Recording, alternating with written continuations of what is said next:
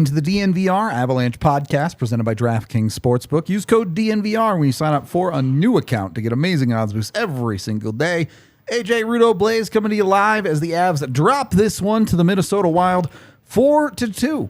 I don't think this is an overly complicated game on the whole. The Avs did not play well enough to win. They didn't win. Particularly, Minnesota did a very good job of capitalizing on their opportunities, which the Avalanche gave them. It's hard when you dig yourself a hole to come back in the NHL, especially against good defensive teams like Minnesota. And ultimately, the Avs come up a little bit short. 60-second rundown here for you. Let's start there. Minnesota gets the first goal in the game fairly early on. The first 10 minutes really was not particularly good hockey from Colorado. I think they got what they deserved there. You get into some weird nonsense penalty calling, which in the end results in a Byram breakaway, which he finishes to put the game back at 1-1.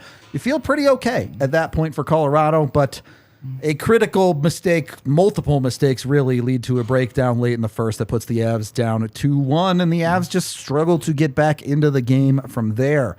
They end up going down 3-1 in the second period on their own power play. Just a terrible read from Makar, gives up a breakaway. That one ends up in the back of your net too, and the Avs spend the rest of the game chasing. They do push back hard. They dominated the third period, just struggled to get the puck to go in the nets. They do get one from Lars Eller to make it 3-2, but ultimately come up short as the empty netter from Minnesota finishes the game 4-2.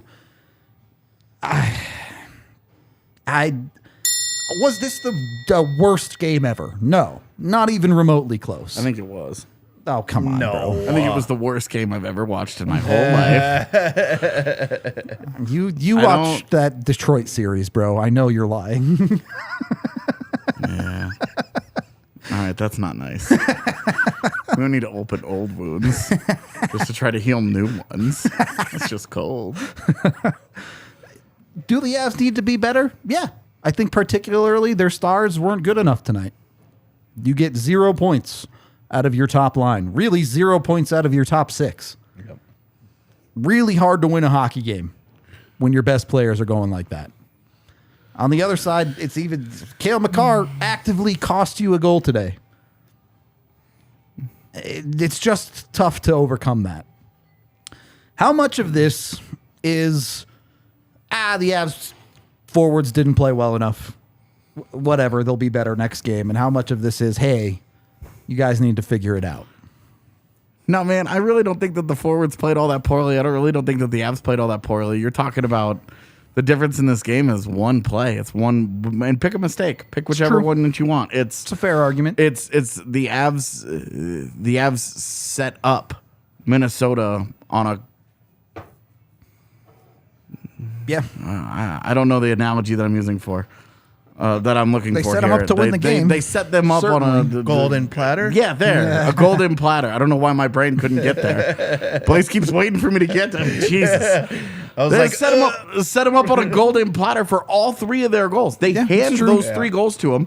Minnesota takes them, says, okay, thanks, and then plays good defense the rest of the game. Gustafsson does a great job in net, and the Avs, I mean, you see in the third period when Mikko Rantanen has 60% of the net to shoot at, and he fires the thing 4 feet high. Yep. Like, just misses. This was a conversation about execution tonight where you hand the Wild a couple of great scoring chances, they cash, and the Avs don't on their you opportunities. don't. And on this night, their best players, which includes Gustafsson, outplayed your best players, which includes Alexander Georgiev. Absolutely does. Alexander Georgiev, the 2 of the 3 goals I have serious issues with. Yep. A fair argument. Blaze, if you want to go that way, who are you putting this on? I'm just putting it as a unit as a whole. Like, those first 2 periods were just awful. The connection of the team was not there. The passing wasn't there. The crispness wasn't there. There was just a lot of errant pucks. I mean, a lot of turnovers that obviously we saw turned up in the back of the net for the Avs. So, yep. I don't think you can pick one unit on this. It was fair. a team effort. Yeah, I'm not going to argue that. Well, because when you look at the goals against, which is ultimately what loses you the game, is the mistakes that you make. For sure.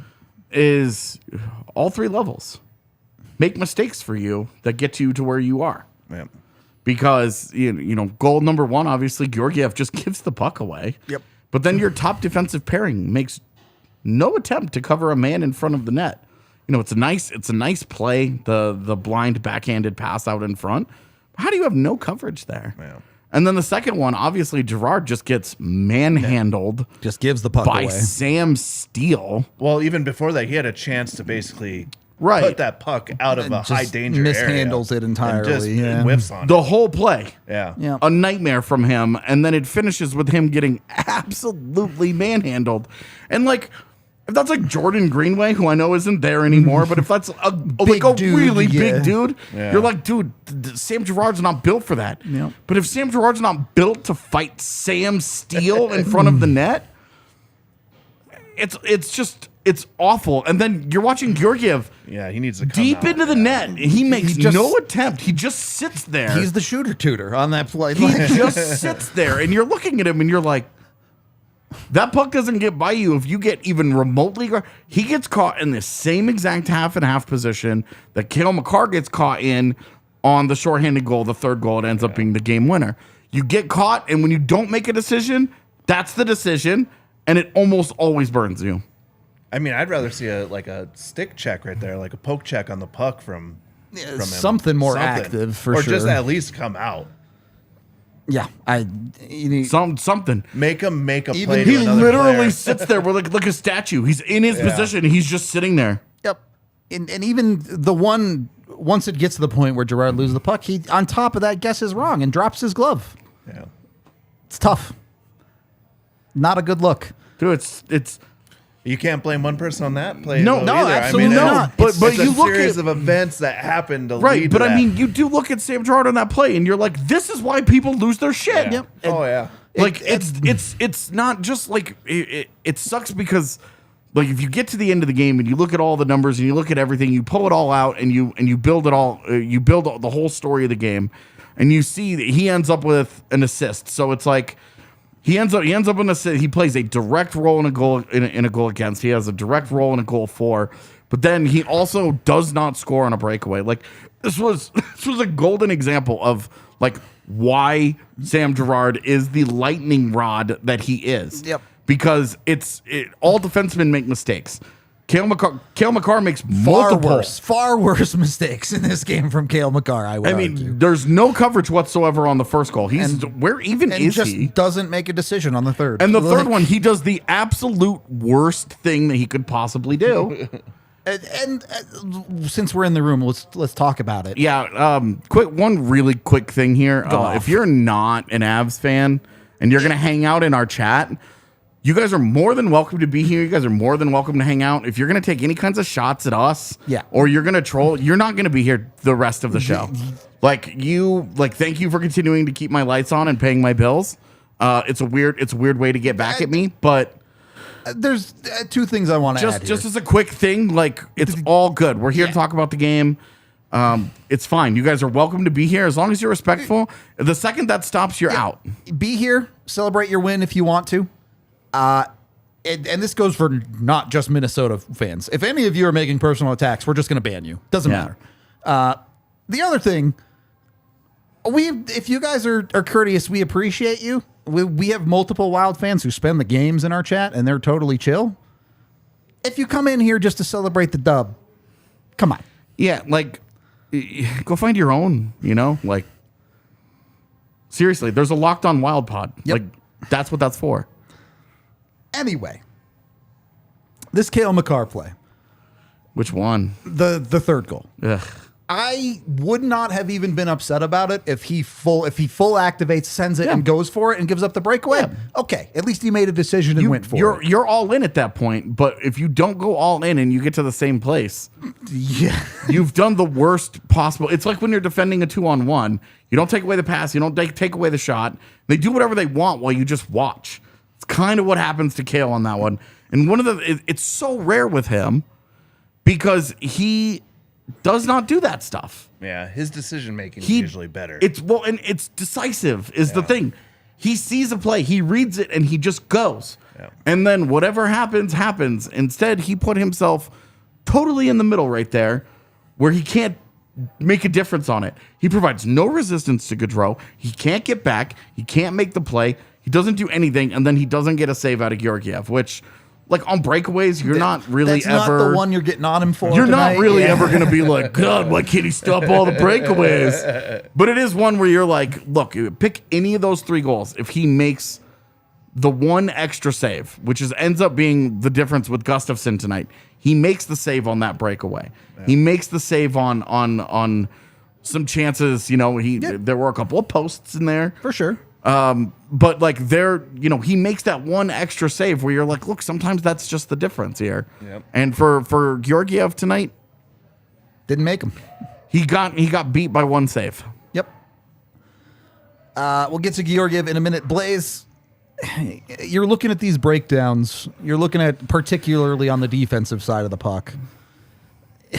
How much of this is, hey, I need you guys to go look at the tape. I need you guys to do this thing better. And how much of this is Bednar going in the room, kicking the trash can and going, you guys just can't do that? I mean, I don't even know if it's that. It's just, again, like I spoke to it earlier, it was like, they know what they did wrong. The execution wasn't there tonight. The breakouts looked awful. I mean, there was this, again, pucks being shot to the other team where they just kept the puck in. Like, the puck either has to get out, meaning you just clear that damn puck. Yeah. Or it's got to be a good play that you're looking at the person that you're going to make the pass to that's going to get out. So what's the secret sauce there? How do they do that? Is it just, they just didn't have it tonight and it'll be better next game? Or is there hey, you need to be doing X thing so it works next time? I think it's more of just like they just didn't execute what they should have been doing. I don't think there's any concern there. We've seen them. Like, again, it's that thing. They went they're 9-2 now in their last 11 games. Yeah, look, big picture again.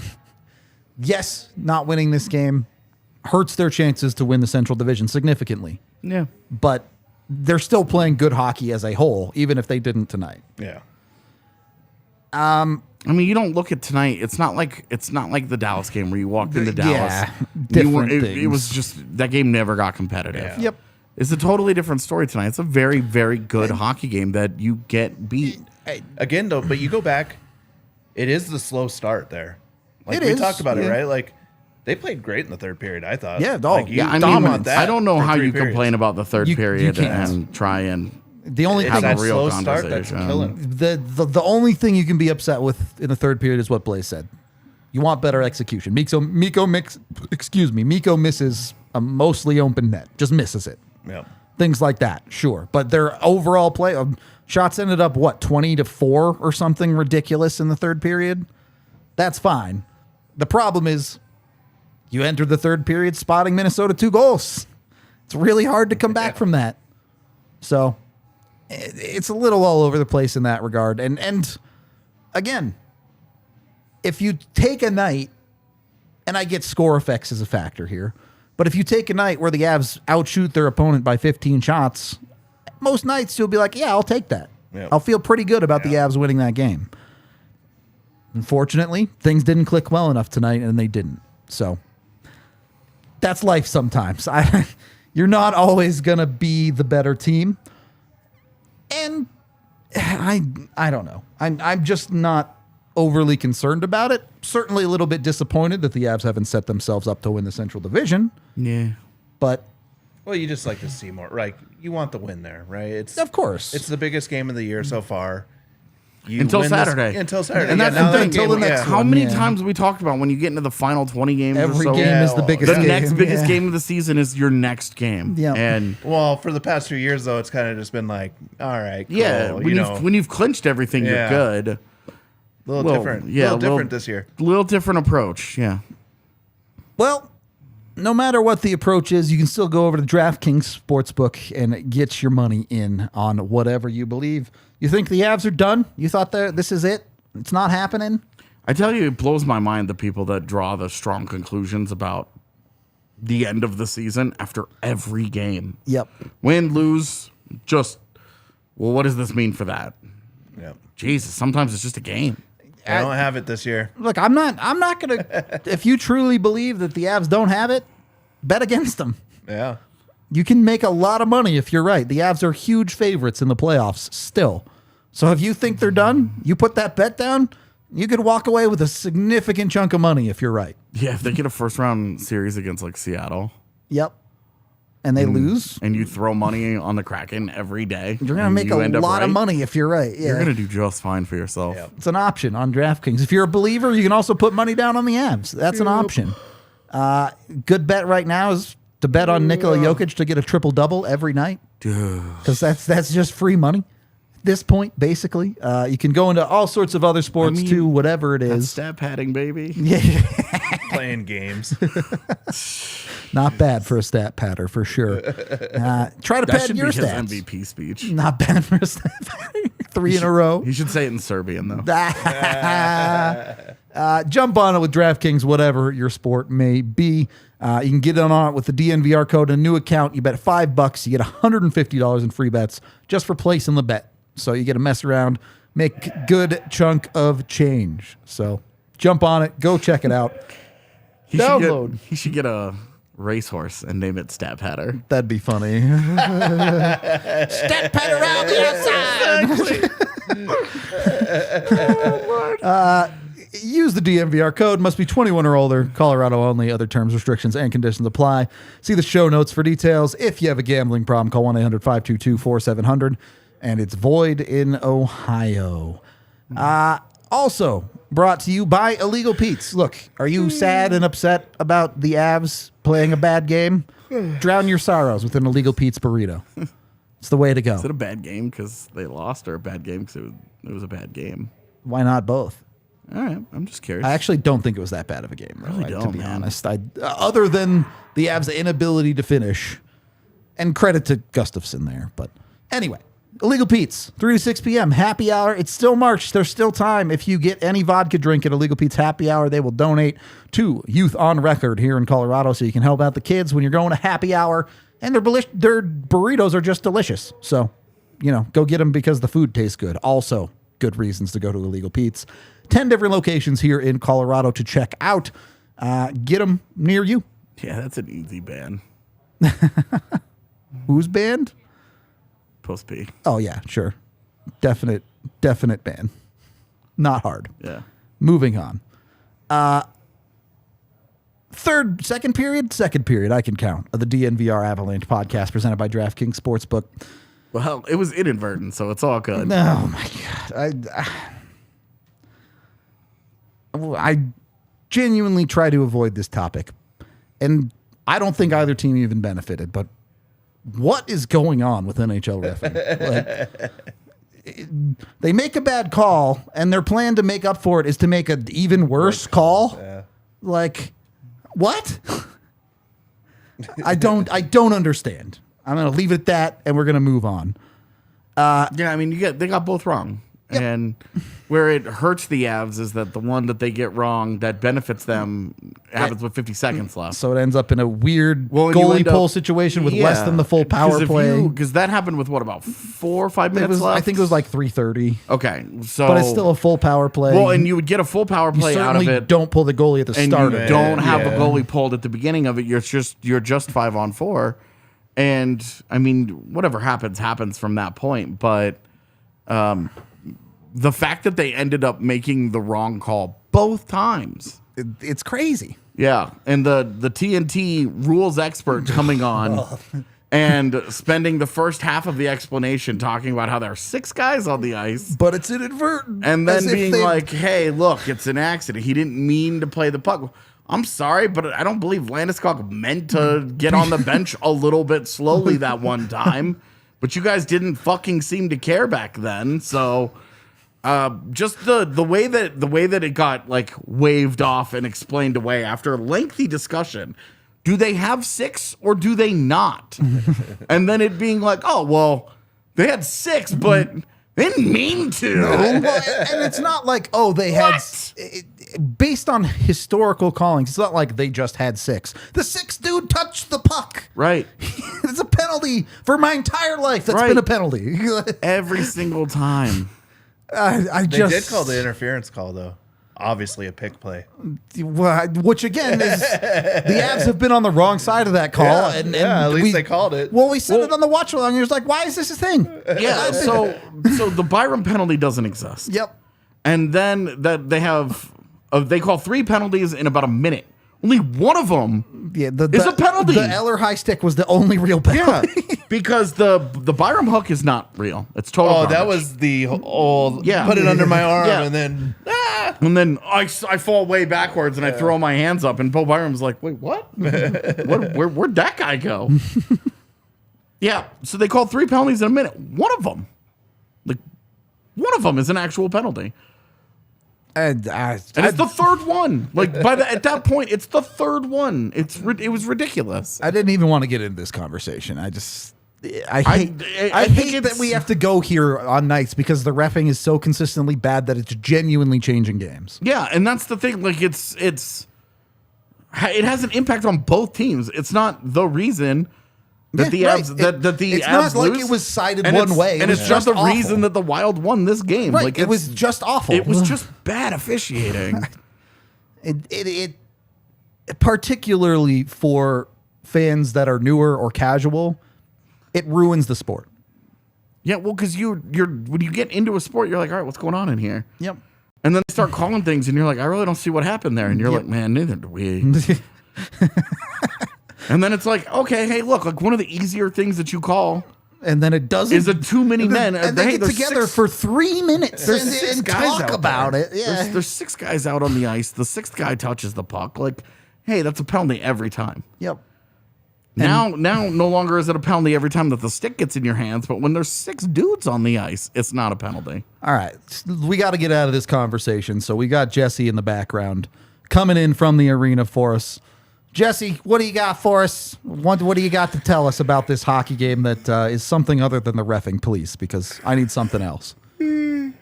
Or technical difficulty? We're getting there. Give us a minute. There we go. Hello? Hello? Ah, perfect. Hello. Can you hear me? Thumbs up? Good. Sweet. All right, so you don't want to talk about the reffing, but I have to comment on what you guys were just talking about.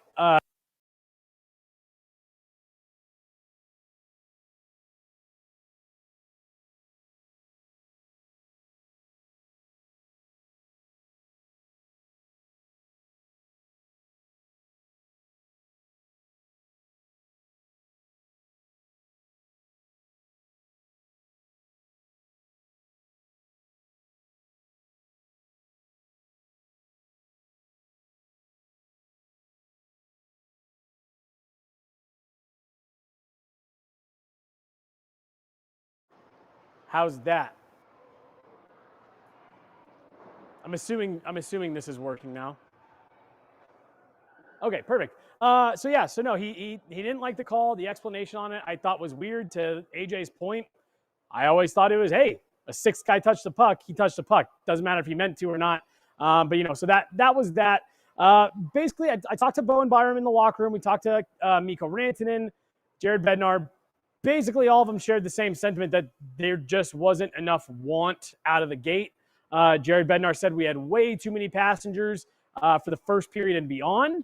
But he was very, very clear to point out that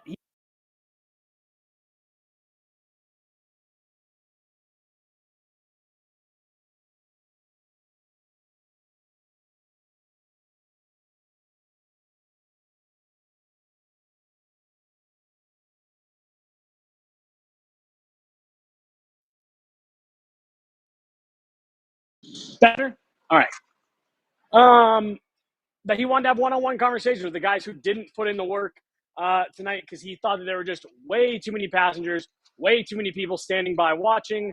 Again, just not good enough through those first 2 periods. Let me see through my notes here. Didn't like Georgiev's night. He said it wasn't his best. Made sure to call out that there were just some brutal mistakes on those first couple goals, just some bad breakdowns. Peter Baugh asked him, and we all kind of laughed because we knew what he meant in terms of that first goal on the giveaway. He said, was that a breakdown in our systems? Was that something that maybe wasn't supposed to happen? Jared cut him off and said, yes, we're not supposed to pass it to the other team. And when he was like, well, no, but like, was there? He's like, doesn't matter. There was no one there. He shouldn't have made that pass. Just way too many mistakes in their own zone. He called out the Cale Makar pinch that led to the shorthanded goal, just saying he has to make a better or quicker decision there. He just seemed too in, out, in, and now the puck's by him. So just a lot of mental mistakes. Now, he made sure to call out, like, he liked the pushback in the third. And obviously, we talk about that all the time when it's going against the Avs. You expect that, a team that's down two, to push back there in the third. He said that he thought maybe there was some puck luck that if it had gone their way there in the third.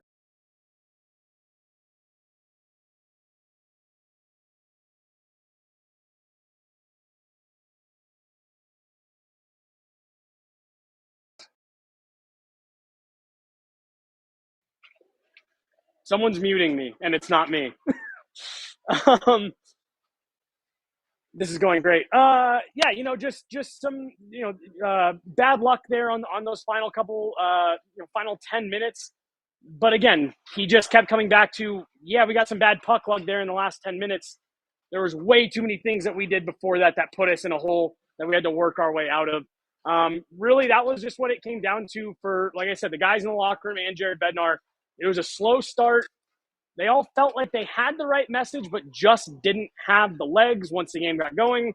A lot of emphasis on turn the page. As much as this one sucks, you got Dallas coming in on Saturday.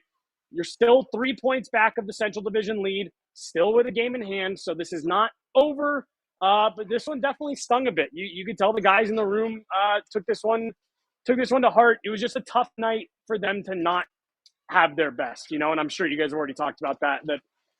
For me personally, I thought it was too many mistakes, too many mental errors, bad giveaways. Sam Girard getting out-muscled in front of the net.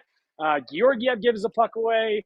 And Cale Makar makes the mistake on the power play. Just a lot of bad mistakes. Eventually, they just couldn't dig themselves out of it. Give Gustafsson a lot of credit, too. I thought he was really sharp tonight. A lot of kind of easy shots from the perimeter, but he found him through traffic. Did a good job tracking him down. Really, guys, that was about it. Bad start, too many passengers for a period and a half. Okay, Jesse, really quickly, your thoughts on this game. Are you chalking this one up to the Avs failing to execute and not really having it tonight, or do you think they left something out there on the table?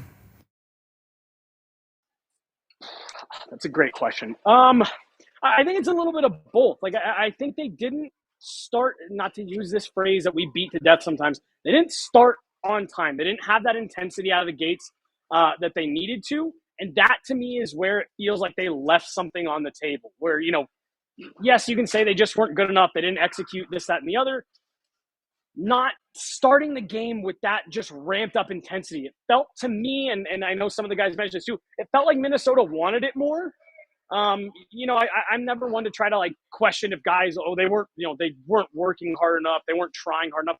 These guys put in a lot of effort, but just not having that same purpose out of the gate, they just put themselves behind the 8 ball too early, and they were just chasing the game the whole time. You had guys who were fighting the puck, who were working hard. You had guys who weren't working very hard, that just weren't working very hard. That, to me, is where it feels like, yes, they didn't execute and they had their own struggles, but the way that game started feels to me like they left a lot to be desired and left something on the table.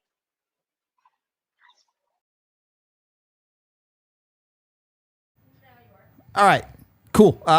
Jesse, anything else to add, or we'll get on with the show? All right, perfect. Thank you very much. Battling through the technical difficulties there, Jesse. We appreciate you. Live from the rink.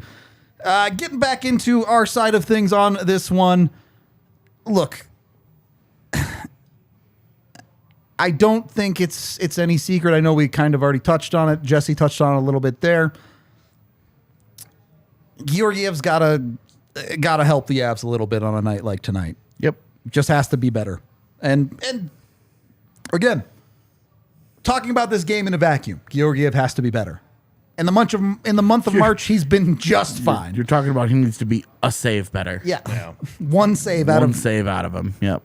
So these margins are extremely thin. And the margin for error in the postseason is like this every night because every team is good. Yep. There are no Chicago's and San Jose's and Anaheims. There's no free passes when you get to the postseason. And this is where I think the schedule has done the Avs a disservice, is that they're going into games where they can kind of sleepwalk their way through early on and then pull away late. That's largely over. Next week is the last time that they have nobody like bums on the schedule. But I think it will do them a service to have 2 games in a row that mean everything. It's an interesting conversation too, because yes, they are hurtling towards the playoffs where these things do matter, obviously more. But also, as we talked about during the game, it's hard because there was a playoff atmosphere in this game, right? Obviously, this is a battle for the top of the division. It matters. And at the same time, you're talking about both teams missing key pieces in this hockey game. So a playoff matchup won't look the same. Hopefully. I'm not getting into results. I'm just saying different players doing different things. Where do you two stand on the Avs? Do you feel better getting those guys back, or do you feel like, you know what, they might not have some chemistry with a guy like Lehkonen dropping back into the top 6 with trying to find a pairing mate for Josh Manson? Oh, I mean, I'm taking those guys back in a heartbeat. I mean, that's just adding talent to your roster. It might take a game or 2 to get back into it, but these are guys that have played, well, like for 2 years now. They know. They get it. They'll click back in. Yeah, and Lehkonen's had more or less the same job since he got to Colorado, so it's been, I think that'll be pretty easy. But, with Manson, there could be a little bit more of a larger effect depending on the deployment that they want to use. But either way, obviously those guys just make you better. And if you get Landy back, we're not even going there yet. That's a whole nother level. But even on Manson on the other side too, right? Like we always talk about those matchups. It puts everybody in the right position where they should be playing the minutes that they should be playing. Hi, Mom. I appreciate the love. I don't think anyone on the earth is saying go Blackhawks right now, though. It's true. Even Blackhawks fans. Okay, so I don't disagree with you guys. The Avs are just better with more talent in their lineup. But I have seen some sentiment that there are concerns about that chemistry and things going into the playoffs. The other side of that is, are the guys the Avs get back moon needle movers? Wow, I can speak. Yeah. Yes, even if it's just Lehkonen and nobody else, even if it's no Manson and no Landeskog, just Lehkonen. Even on a night like tonight, you feel like that makes a big difference? Yes, it absolutely makes a difference because that is a crash test dummy with skill. Like Artturi Lehkonen does all the little things, and you never question his effort. You never question the heart. You never question the want of that guy. And that is a dude that you have no idea the difference that one of the little things that he could have done could have made on a night like this. Now, this is one of those nights where it's really easy to look at Mikko Rantanen and be like, dude, which one of the 5 prime scoring chances would you like to have a second crack at? The 3 that didn't even hit the net would help. Yeah, but you are really seriously looking at Lehkonen and saying, look, that it makes your top 6 that much better because now you have Lehkonen there, but then you have Nichushkin with Compher and maybe Rodriguez as your top 6. It's just a little bit better. Okay. And Lecky's your poor man Landeskog on the ice. Yeah. Not from like the captain. Well, and when you have Lehkonen and you have Nichushkin, you have them on different lines. You have really high-end defensive forwards on both sides. Guys that make really good decisions for you, guys that win battles, guys that outwork other guys, and guys that get pucks to safety on a regular basis. It's a huge difference not having Artturi Lehkonen. It's a huge difference. He's not as good as Gabe Landeskog, and I think because of that, we can kind of fall into the pattern of just taking him a little bit for granted. But to be honest with you, not having either of those guys, not having the 3 of those dudes in your lineup, in your forward core, like if you throw a Landeskog and a Lehkonen in your forward core with a Lars Eller, like you are so good defensively. Your forward core is so good. And then, oh, by the way, your defense is unbelievably good. And it just raises that level. Even Artturi Lehkonen, though. Just even Artturi Lehkonen. No Josh Manson, no Gabe Landeskog. It's a big effect. Take out another top 6 guy out of Minnesota. Just pick one. I don't care. I don't care which one. Right. Sure. Just pick one. Take that guy out, and obviously Kaprizov is better than Landeskog and Lehkonen. But take Kaprizov out. I don't want to take Boldy out because that's too easy, and he's been really hot lately. But like, take Zuccarello. Yeah. You know, take tonight Freddie Gaudreau out of their lineup. You know, just having that two-way guy, the guy that does a little bit of everything for you, but adds that offensive punch. It's no joke. It's very, very important. Those are usually the guys that make just that little extra difference in a best of 7. Your best players still have to be your best players, but it's how good are the next tier, the tier 2 players. If your series is coming down to tier 3 players, it has been a fantastic series. Having a banger at that point. Okay. Look, if you have to play a game with these referees, you may be entitled to compensation. So call Bacchus and Shanker at 222-2222. Fun joke, but seriously, if you've been injured, whether it's in a car accident, even if you weren't driving, even if it was like a Lyft, ride-share situation, Uber, whatever, they can help you out. Even if it was something at work where you were injured and it's not your fault, that is what Bacchus and Shanker does. They take those cases and they get you the money that you should be getting. Again, you can call them at 222-2222 or go to coloradolaw.net to get a hold of them. They will give you a free consultation on your potential case. If they think you have a case, they'll take it on for free. You don't have to pay anything at all until you win your case. So it costs you nothing, essentially, to get, again, what you probably deserve from whatever your case may be. They've been doing it for 25 years. They've done so much of it. They've won over $1 billion for their clients. So they're very, very good at what they do. They get you money, assuming you deserve it. If you don't deserve it, then don't call them. What are you doing? But for those of you who deserve it, make sure you get in there, get what you're worth. What? Nothing. Go ahead. Okay. Bacchus and Shanker. What are you doing? What are you doing? What are you doing? You don't. If you didn't get injured and this doesn't apply to you, please don't call them. You were walking here. Yeah, just don't call. Just to like have a chat. That's not what they do. Business inquiries only. Press the 2 number. Go to coloradolaw.net. Get Bacchus and Shanker to help you out. Get what you deserve, because that's what they'll get you.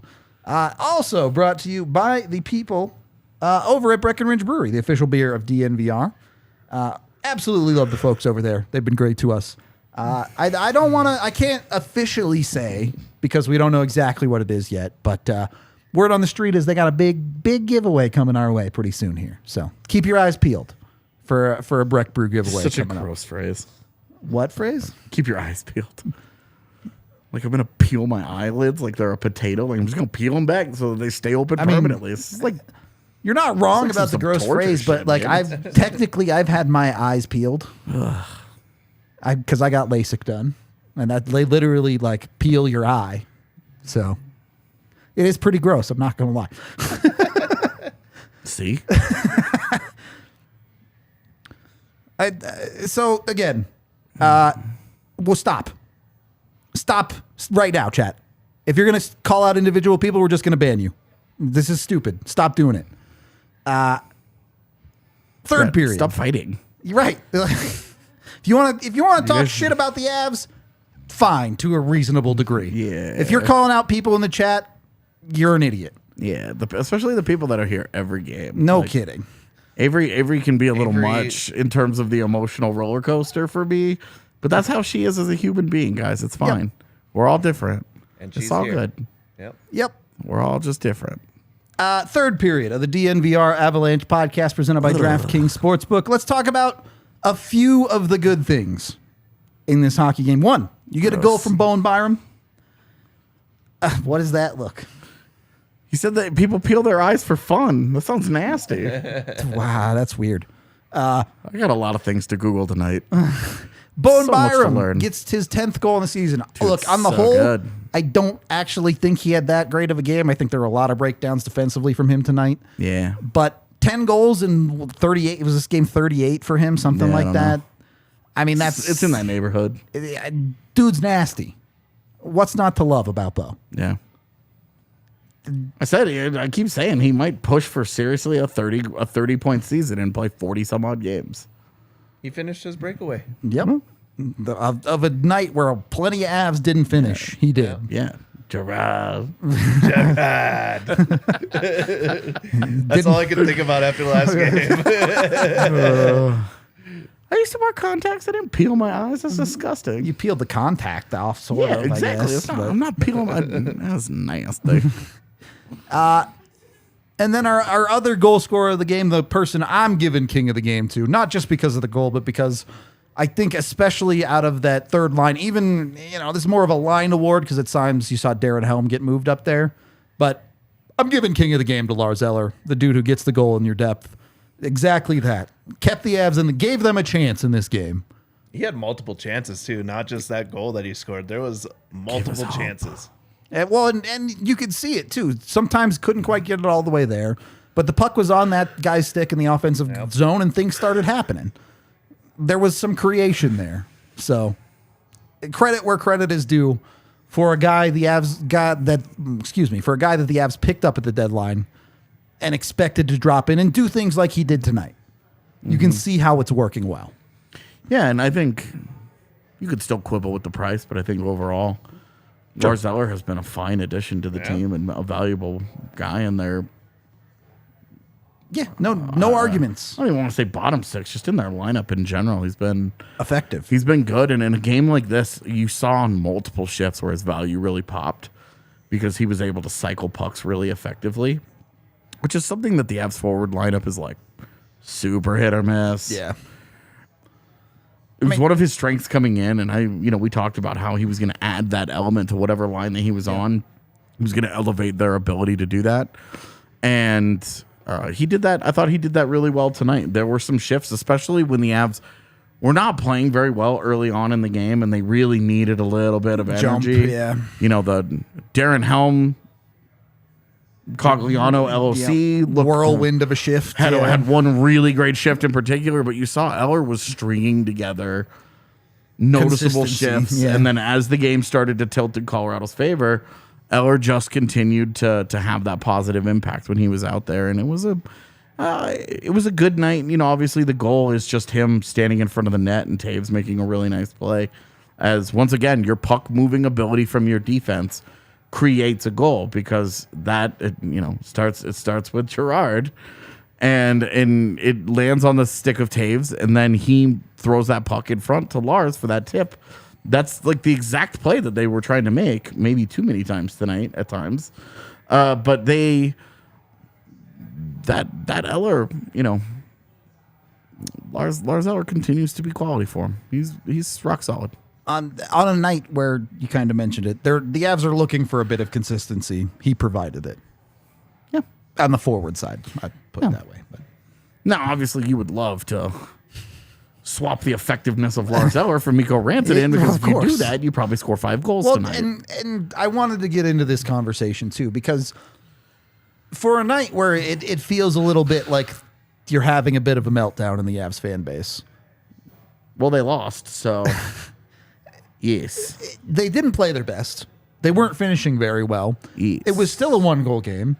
They hit multiple posts throughout the game, whether it be Darren Helm, Mikko Rantanen, and I think there was one other as well. I forget who hit it.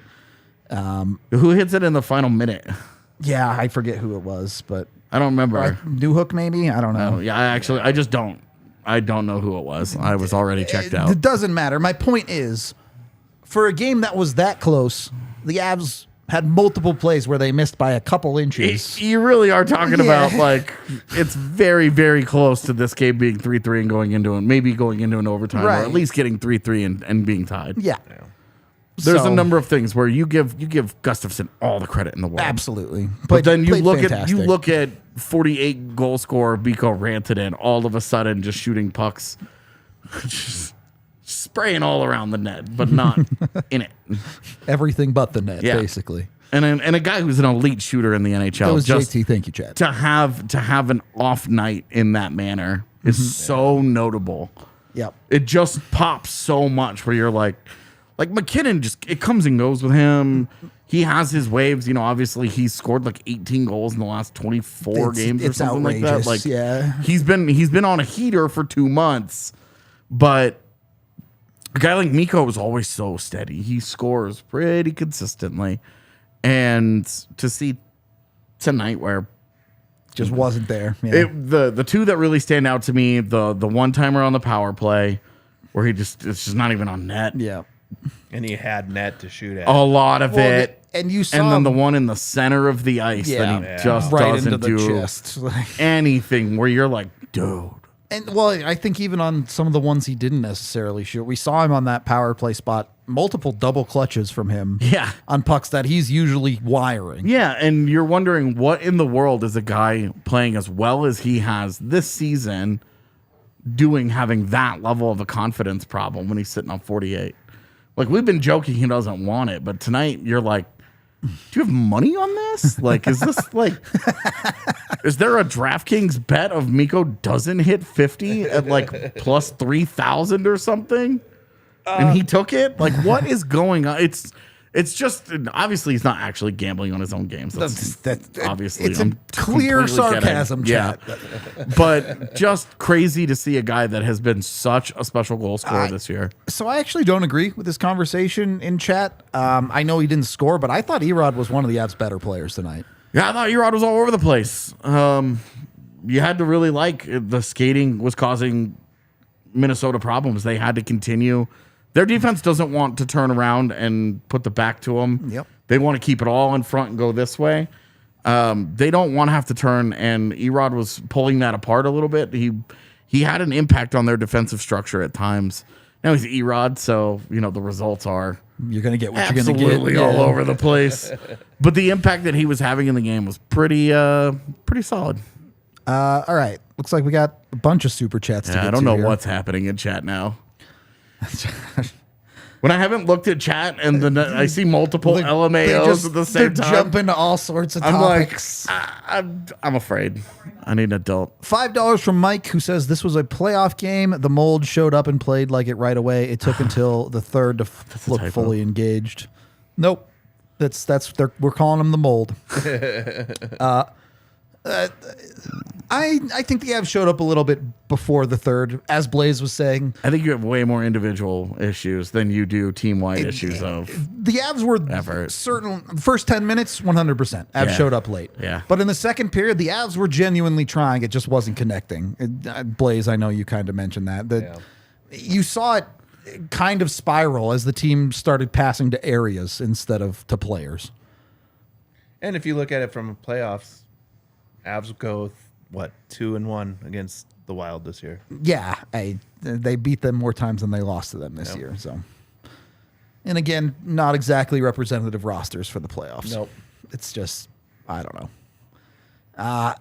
$10 from Melanie, who says, "Love the Avalanche no matter what. Sucks they lost, but it's done. On to the next." That's how you want the Avs to feel about it. I'm always so positive. Sure. She does usually bring the positive vibes. And it's sucks they lost. See you guys in a few days. Or love the win tonight. See you guys in a few days. Like that's a healthy way to look at this. That is a well-balanced sports fan. Well, we get a well-balanced chat because Melanie brings that, and then Avery says, "Throwing up was better than watching that shorty." Thank you for the $2, Avery. Which one? Much appreciated. I gotta tell you, I've thrown up a lot in my life, and I would rather watch the shorty. Same. I know it was one of the weirdest relationship things when Z and I started dating and started spending all the time in person. And we have this conversation where she was like, "You throw up a lot." And I was like, I guess. This is the harshest criticism I've ever heard. Sorry. This hurts my feelings. I'm going to go cry so hard that I throw up now. $25 from the incredible Drew, who says, "OMG, they played like crap for half the game and lost. Forfeit the season. God, people need to chill out. If they don't beat themselves like they did tonight, they're fine. Also, referee availabilities absolutely need to happen." Yes. Especially after games like tonight, right? Like you would love to just inadvertent, huh? Do you know what that word means? Yeah. I mean, So many questions. Not even like, I know a lot of people say like, oh, they want the referees to just be able to shit on them. That's not what we want. Yeah. We want the refs to be available so we can get their side and be like, okay, here's what they saw. This is why it could have been a reasonable thing. And I've made this point a million times. Literally every other person at every level of hockey is accountable publicly for things that they do. We are accountable publicly for the things that we say, any things that we do during a watch along or whatever. If we were on the watch along saying all kinds of out of pocket shit, we would face accountability for that. Yep. The players, the coaches, assistants, the training staff for the Avalanche has come under fire this year because of injury issues. Every general managers, Gary Bettman, people that work at the NHL office, literally the marketing department comes under fire every 16 seconds in the NHL. Every single person who has a job in hockey has a public-facing level of accountability on some level where we have to answer for certain things. Everyone has to answer for it except officials. And it drives me nuts that they get protected. And I don't want people, this day and age, people are nuts. And they're going to like death threats and like crazy shit, right? Like, don't want any of that. But a simple presser where it's like, we need you to explain some of this. Because this is inexplicable. Have a little monitor there where they can look at the calls that they've made. You have a conversation about it. I don't know what happened there. Yeah. It's anyway. a ladder. It's a ladder that they're moving. Okay. It's not something collapsing down there. That's good. It's not what I was concerned about. Anyway, it's just crazy. And again, this is as much for them to say like, hey, no, this is our case. There's a reasonable reason that they made some of these calls. Right. And if they're like, hey, look, if you go and you look at this rule or whatever, like, okay, here's your explanation for it. And you're like, all right, cool. How much does it change? I don't know. But not having any kind of public accountability for the third team on the ice that regularly impacts outcomes is an extremely frustrating part of the process. Yep. $5 more dollars from Melanie. That says, thanks again for your insight. Go on to the next. Go Avalanche. Yes. And then $2 from D-Gro, who says, loss happens. I just enjoyed the game. It was a great hockey game. It was a very good game. It's certainly, again, one of those games where if you don't have a dog in the fight, you feel real good about it. Yeah. P.S. Don't ever have a dog in the fight. That's bad. Yes. I mean, look, did you want better from Colorado tonight? Absolutely. Are you disappointed that they are now 3 points back of first in the Central? Absolutely. Yeah. Are you frustrated with some of their lack of execution tonight? Absolutely. Yep. Are you worried over the Avs in the big picture? I'm not. I'll let y'all answer for yourselves. I have no concerns right now. I mean, I think that they can't beat good teams is overblown. Yep. It is also fair to say, what's the last good team that they beat? Toronto. Okay. On the second half of a back-to-back. That was at the front half. They played them. They played Ottawa in the second night. Oh, yeah. is it? It's Oh, true. yep, It's true. you're right. Because that was the JoJo game. So you have Toronto. Totally fair. You do have to go a ways from there. That was a great game. Yeah. That game ruled. You blew the Seattle game, so you at least lost that one in overtime, but you blew that game. And then before that, because they had just come off that stretch where they were playing a bunch of teams that the games mattered. They'd beat Edmonton and Calgary and Minnesota on a Sega Baba, where they got outshot 40-13 or whatever it was that day. Yeah. I do think, and I think that some of this, I mentioned this earlier, is a function of the schedule where you play so many bad teams at the end of your schedule. It's easy for the points, but then the intensity is so different. They're going to go from San Jose next week. San Jose has won 7 home games, which was 6. Wow, Winnipeg. Beat the Jets. Had to get it in there, didn't you? Shut out the Jets, no less. That was bad. But you do you look at the level of intensity where LA, you're going to go from San Jose to LA. You are going from the bottom to the top. don't get a bigger variance there. It's crazy. And I don't think that that's an excuse for any of this, just that I think it's a hard thing to do. Sure. To where you're ramping it up a little bit. Yeah. Where you have to ramp up so much for the games against quality teams. And then especially at the end of the year, you're just like, dude, look at how many former either Colorado Eagles or Avs castoffs are on the San Jose Sharks right now. And you're like, Oh boy. whoa, dude, this is like a dumping ground for them right now. Like there's a lot. There's like 5 of them, man. It's kind of crazy. Okay. The path has evolved, all right? Right. For a long time, Avs were Columbus West. Yeah, and now San Jose is Colorado Wester. Westist. Yes, Colorado Westist. So it is an interesting thing where they are going from those extremes though. But then I mean you do look at they go into Montreal. I don't know, Montreal's obviously no great shakes. But Montreal, Toronto, Ottawa, and Detroit. 3 teams that are all like they're all those last 2, it's all about their culture right now for them. But like we're not that far removed from that trip, guys, where they went 4-0. Yeah. Well, someone posted in the chat 11-2 in their last 13 or whatever it is. So like when you could pick apart and be like, well, look at who they lost to. Like, so they lost to good teams. Which all teams lose to good teams that sometimes. How this works? Yeah. Well, because isn't the complaint earlier this season that they couldn't beat the bad teams? It was, yeah. Because they blow through. They blow 2 games against Vancouver. Yeah. They blow a 3-0 lead against Anaheim. They lose in Chicago. Lost to the Yotes first game they played. Exactly. And so you are looking at it and you're like, okay, they threw all those points away, but they were staying afloat, beating decent teams. You know, now it's just a little bit different. All right. So yeah, and you say 2-6 against playoff teams in March. Exactly.